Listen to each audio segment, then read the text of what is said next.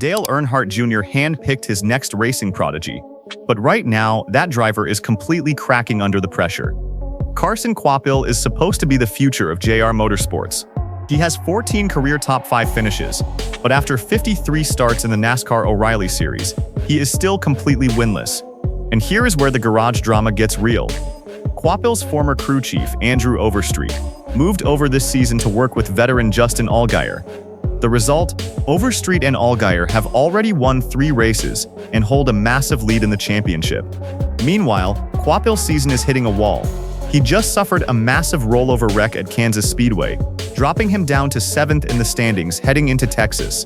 Kvapil just admitted to the media that he has 1,000 pounds on his shoulders right now, knowing his old crew chief is outwinning him in the same organization. Driving for Dale Jr. is the ultimate dream, but it can quickly become a nightmare if you don't perform. Drop your predictions in the comments on whether Kvapil can save his season, and hit subscribe for more raw racing updates.